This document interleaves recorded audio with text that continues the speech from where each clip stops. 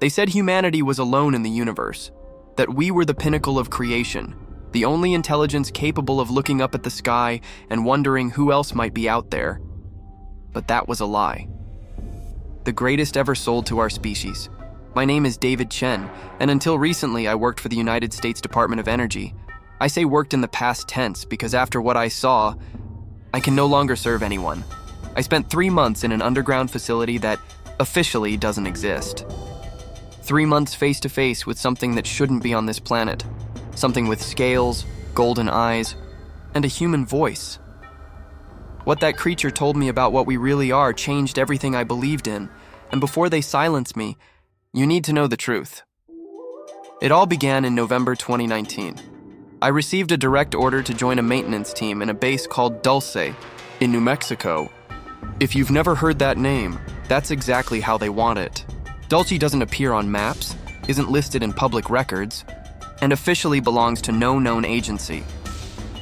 I'd spent 23 years working in classified facilities, designing ventilation and atmospheric control systems for places that shouldn't exist.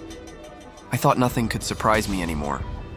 Missile silos, biological labs, radioactive depots, but Dulce was different. They took me there on a transport plane with no windows, seats facing backward. No conversation, no identification. Standard black level protocol. When we landed, the landscape was pure desert. No markers, no signs, nothing. Just concrete and silence. The man who received me introduced himself as Morrison, site security. Gray hair, pale face, and hands that trembled slightly when he thought no one was watching. He didn't shake my hand. Just handed me an ID badge and said, "Welcome to the Dulce facility, Mr. Chen. From this point on, everything you see or hear is classified at the highest level." The entrance looked like any other government site. Fences, guard posts, a few warehouses. But that was only a facade. The real complex was underground. Morrison led me to a steel elevator. When the doors closed, I started counting the floors on the panel. 1st, 2nd, 3rd, up to the 6th, but we kept going down. "How many levels are there here?" I asked. "More than enough," he replied without meeting my eyes. When the doors opened, the smell of disinfectant hit me, mixed with something organic. The corridor was white, silent, lit by fluorescent lamps that hummed with an almost living rhythm. "This is level 6, Morrison said. "Your quarters and workstation are here. Your clearance covers only levels 6 through 9. Do not go lower." "And how many levels are below 9? I asked. He hesitated for a second. "That information isn't part of your assignment." Then he stepped back into the elevator. My quarters were standard issue. Simple bed, desk, chair, but the walls were too thick. And there was a strange painting of a window with curtains and a mountain view, like someone was trying to fake the idea that a world still existed outside. I spent the first day reviewing the facility's blueprints. The ventilation data was absurd. Temperature shifts of 30 degrees within minutes, humidity oscillating for no reason, flow sensors showing blockages, yet no physical signs in the ducts, and the strangest part, all maintenance. Requests came from a department called Biological Management and Subject. Containment, I'd never heard of that within the next morning. I went down to level 7. Everything changed there. Raw concrete floors, hotter air, and that metallic smell like dried blood. The sound of the ventilation system seemed to whisper. I opened the first panel. Everything looked clean, but the readings were wrong, as if something massive occasionally blocked the ducts.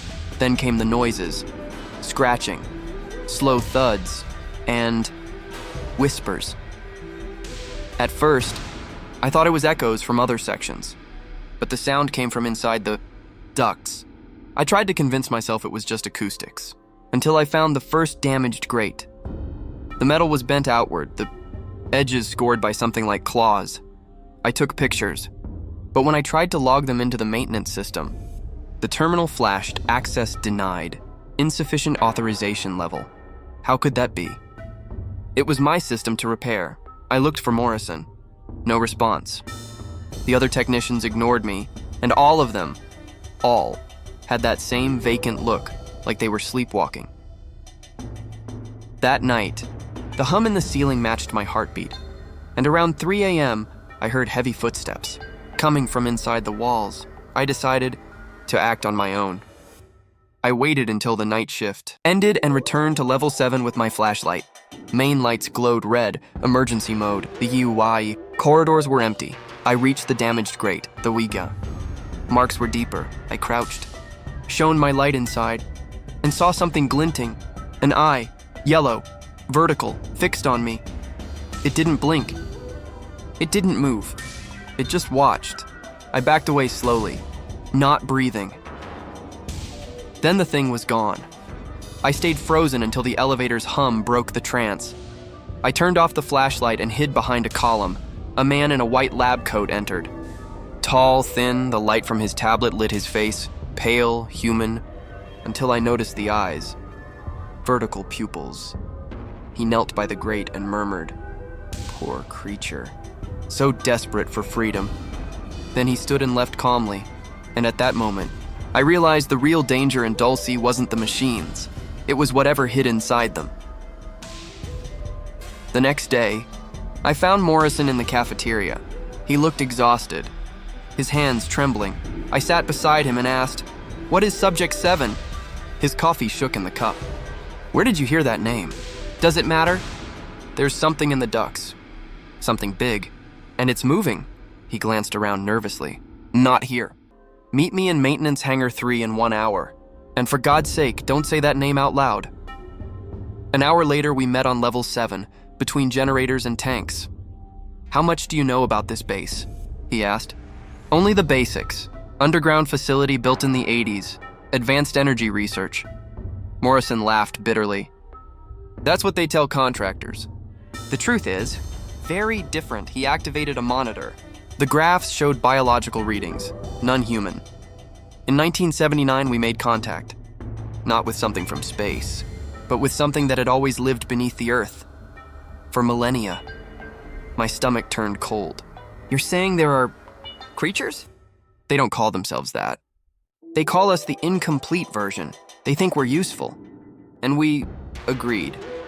He pulled up a map of the base, showing levels below 9, descending all the way to 14. At first, we called it cooperation. They offered technology. We offered resources. But cooperation requires equality, and they never saw us as equals. I looked at the data flashing on the screen. Then the ventilation problems started when Subject 7 broke free. It's exploring the system, testing escape routes. Yesterday, we lost contact with level 9. Today, with 8. Before I could reply, alarms blared. The biological readings spiked. Morrison went pale. "It knows we're talking about it." The lights went out, and that's how it began. The noise, the heat, the sound of something moving through the ducts above us. The first moment I truly felt we were no longer in control. That night, in the heart of Dulce, the world stopped being human. Darkness fell like a sentence. The lights of the base died, and the silence that followed seemed to breathe. The red emergency lights flickered seconds later, revealing the fear carved on Morrison's face. "He knows we're here," he whispered. The sound came from above, claws scraping metal, something crawling through the ducts. We ran to the electrical panel. Morrison yanked open the cover and, instead of wires and circuits, there was living tissue pulsing with a greenish glow. That wasn't human technology. "Is this what they call advanced energy?" I asked. "It's what they gave us in 79, he replied, working the cables. "Living energy." The hum grew louder. The air turned hot, then the metal above us bent. The grate tore apart, and something fell to the floor with the weight and smell of burnt blood. Subject 7, tall, thin, translucent, skin with veins glowing like filaments. Golden. Vertical eyes stared at me as if I were a defective piece of machinery. The voice came from everywhere. David Morrison. 37 years of service, 2 sons. Wife dead in the accident we created. Morrison froze. "You promised you wouldn't..." "Promises are tools." The eyes turned to me. David Chen. Engineer. Promising daughter. Rebecca. My heart stopped. "What do you want?" "Cooperation, evolution." The air vibrated. Other presences moved through the ducts. Dozens of them. "What is that?" I asked. Morrison answered, barely a whisper. He's calling the others. The creature tilted its head, curious. Your government sought us. They asked for power. In return, we gave technology and took what you never valued. People? I asked. You call them people. We call them biological material. The floor shook. Morrison grabbed my arm. We have to go. We ran. The door burst open and the corridor pulsed red. Behind us, Seven moved without sound, dragging its shadow across the ceiling. Each step felt like an error the building wanted to correct. They made a deal, Chen, shouted Morrison. Since 1979! Half the base belongs to them. And what do they do with the missing? He hesitated. They use them to feed us, and to be born again. The sound of tearing metal exploded behind us. We ran to a freight elevator. Morrison typed codes, but the screen flashed. Access revoked. Seven's voice echoed through the corridor. There's no need to run. You still serve. The elevator opened on its own. The light inside was blue. Alive. Morrison shoved me forward. Go, take what you've seen. Tell someone. And you? I'm not going back. The doors closed. The yaw. Last thing I saw was Morrison standing before the creature, and his shadow being swallowed by something larger. The elevator rose in silence. I was shaking. Seven's voice still echoed inside my skull. Your species has fulfilled its purpose. Now begins the next phase. The darkness fell like a sentence. The base lights died, and the silence that followed seemed to breathe. Red emergency lighting flickered seconds later, revealing the fear etched on Morrison's face. He knows we're here, he whispered. The sound came from above, claws scraping metal, something crawling through the ducts. We ran to the electrical panel. Morrison yanked the cover open, and instead of wires and circuits, there was living tissue pulsing with a green glow. That was no human technology. Is this what they call advanced energy? I asked. It's what they gave us in '79, he said, fumbling with the cables. Living energy. The hum grew louder. The air turned hot. Then, the metal above us bent. The grate tore apart, and something dropped to the floor with the weight and smell of burnt blood. Subject 7, tall, thin, skin like translucent glass, with veins glowing like filaments. Its golden eyes, vertical, reptilian, studied me as if I were an unfinished prototype. The voice came from everywhere. David Morrison. 37 years of service, 2 sons. Wife deceased in the accident we created. Morrison froze. You promised you wouldn't. Promises are tools. The eyes turned toward me. David Chen. Engineer. 1 daughter. Rebecca. My heart stopped. What do you want? Cooperation. Evolution. The air vibrated. Other presences moved through the ducts. Dozens of them. What are those? I asked. He's calling the others, Morrison whispered. The creature tilted its head, curious. Your government sought us. They wanted power. In return, we gave technology and took what you never valued. People? I asked. You call them people.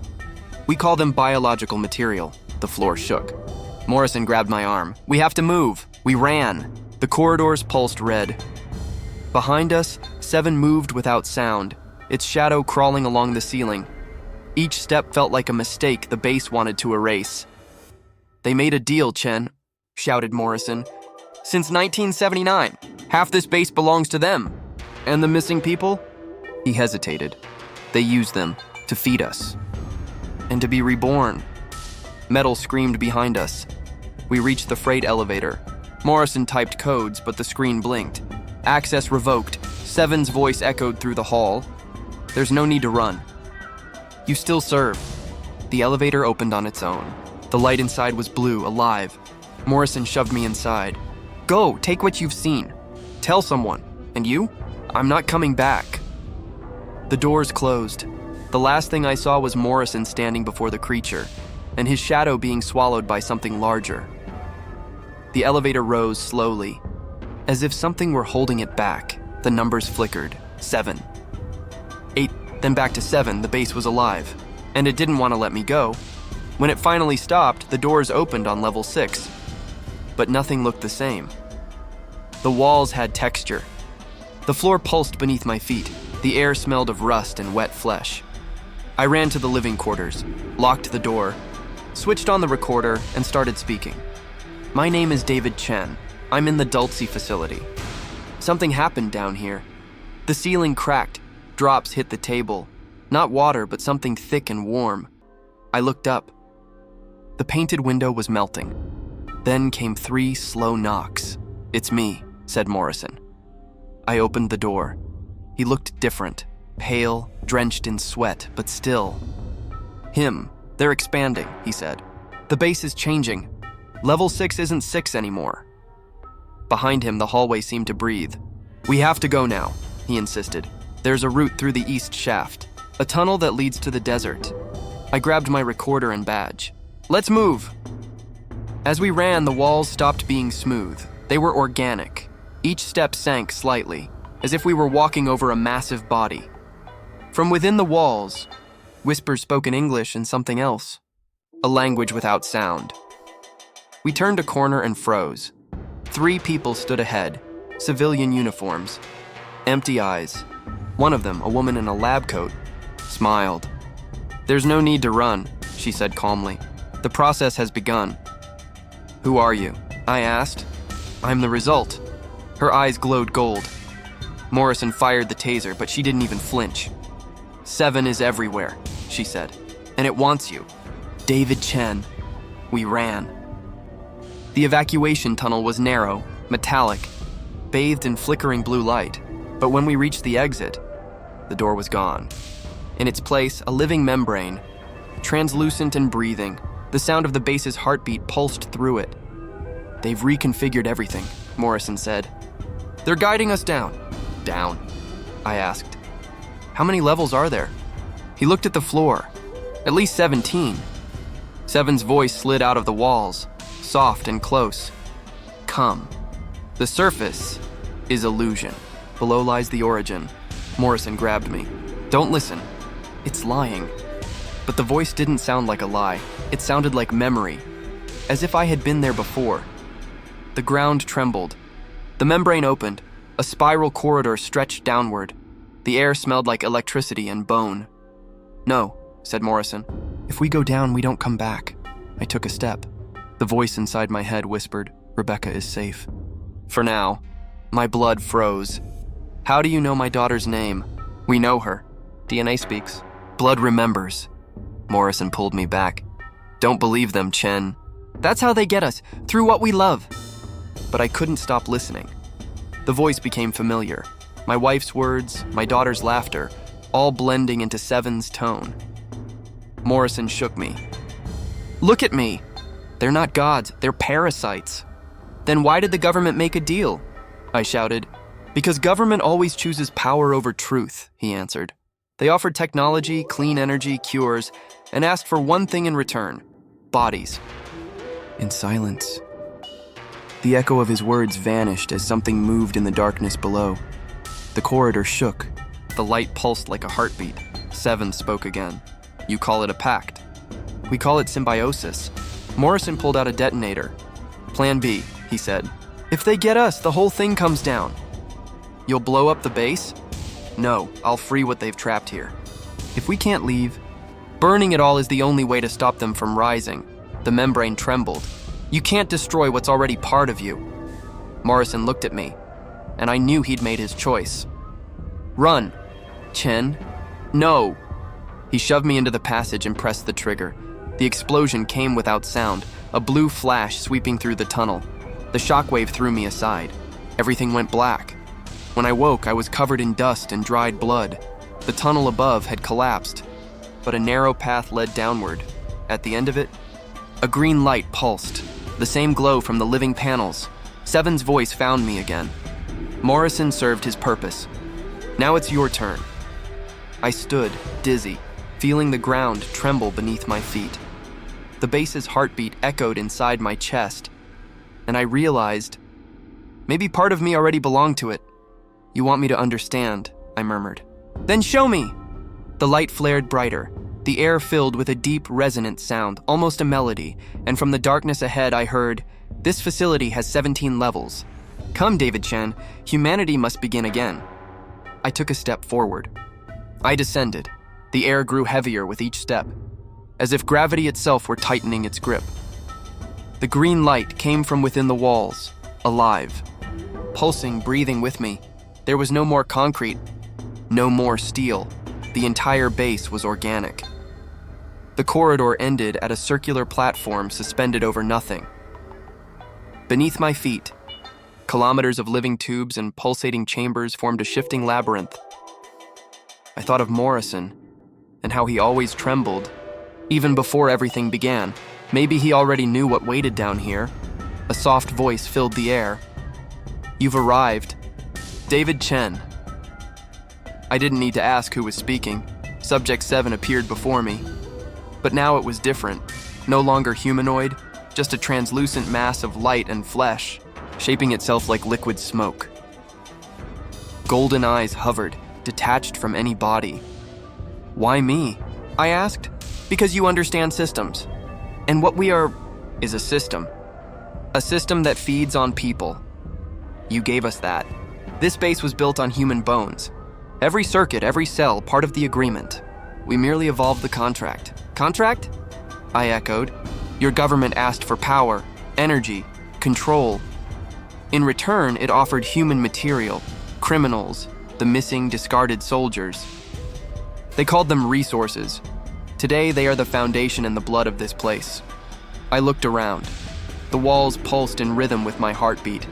"And what do you gain from this?" "Continuity. Collective awareness. You build machines. We build consciousness. Together, we achieve permanence. Permanence at the cost of humanity. Humanity is a phase. David Chen, a beta version." Anger rose in me, but with it, something strange, recognition. The sound around me was the same hum I'd heard in the air ducts since the beginning. The ventilation system. The problem that had brought me here. You're inside the air system, not inside. We are the air. We are the medium through which you breathe. Since 1979, you've been breathing with us. My stomach turned. You mean you are hybrids, gradually. Breathing is acceptance. The floor shook. Before me, the ground opened in living petals, revealing translucent tanks, each containing a human body. Some young, others old, tubes embedded in their eyes, their chests, and in one of them, I saw the impossible. Morrison's face, he was motionless. But his eyes moved. He saw me, and tears floated in the liquid, dissolving into blue. He chose to serve.